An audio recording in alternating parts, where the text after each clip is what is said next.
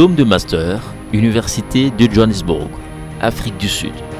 Du désespoir à la stabilité vers la renaissance de la République démocratique du Congo. Voilà le sujet de travail de fin d'études pour la diplomatie et le leadership.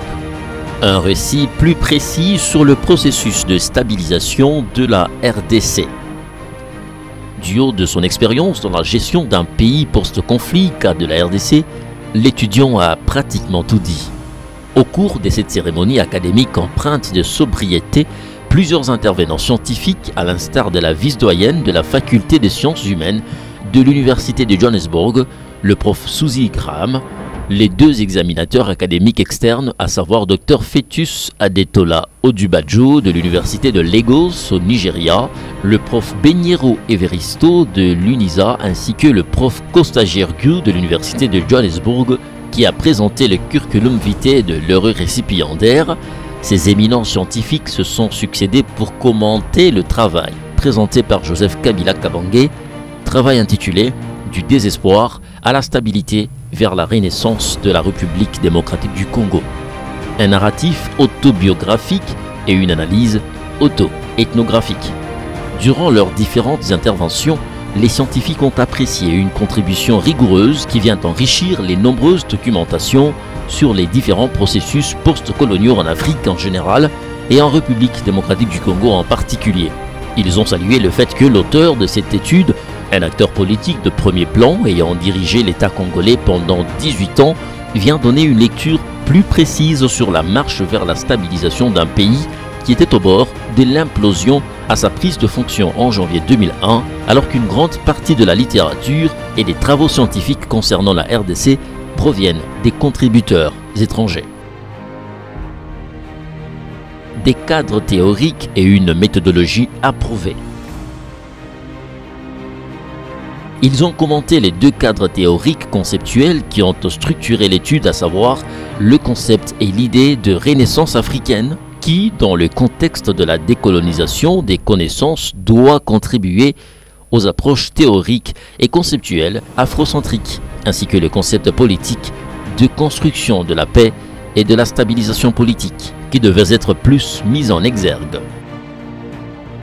En termes de construction de la paix, cette étude s'est concentrée sur le concept de construction de l'État en tant qu'élément essentiel de la consolidation de la paix dans le contexte de la République démocratique du Congo. Ainsi, la théorie de la Renaissance africaine est étudiée dans l'évaluation du leadership étatique pendant environ 18 ans à la plus haute fonction de la République démocratique du Congo, dont les efforts pour reconstruire l'État, restructurant non seulement les territoires sur le plan politique et administratif, mais aussi l'espace social et économique national.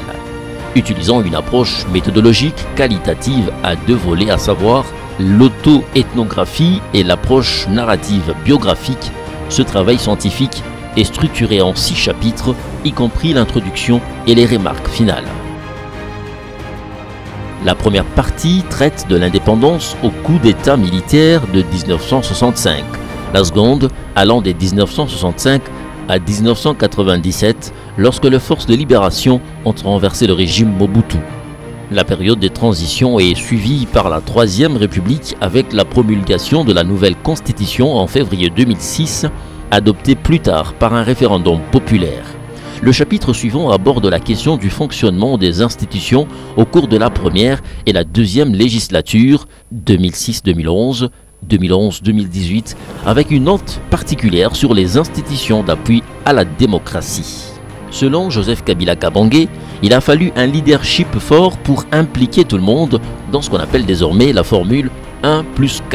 convenue lors du dialogue de Sun City avec un président et 4 vice-présidents des anciens groupes rebelles, de l'opposition politique non armée et de la société civile. Durant cette période, ce leadership a dû initier le programme des désarmements, démobilisation et réinsertion des ex-combattants dans la société,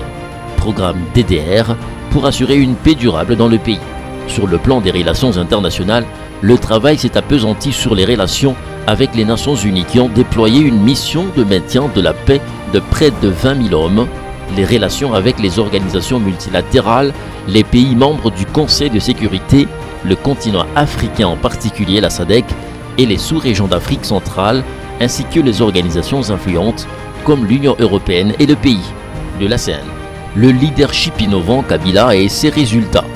En guise de conclusion, l'auteur fait remarquer tout d'abord que des efforts collectifs sous son leadership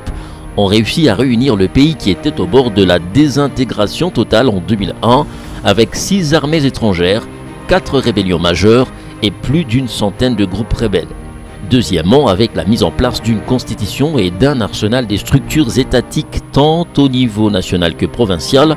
il a pu être lancé des programmes de développement économique qui ont mis la République démocratique du Congo sur la voie d'une amélioration sensible des conditions de vie. PIB per capita en 2001 à 158 $ américains et 487 $ américains en 2018, notamment en remboursant et effaçant la dette de 14 milliards de dollars laissée par le régime de la Deuxième République. Le pays est passé d'un taux de croissance négatif en 2001 à un taux de croissance à 2 chiffres, notamment avec l'appui de l'institution de Bretton Woods et d'autres organisations financières internationales, notamment africaines, et en identifiant les 5 grands domaines prioritaires,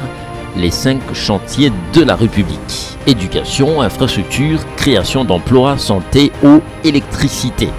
Enfin, selon l'auteur, les élections générales de 2018 ont permis de boucler la boucle d'un leadership innovant avec l'organisation sur fonds propres d'une élection avec, pour la première fois dans l'histoire du pays depuis 1960,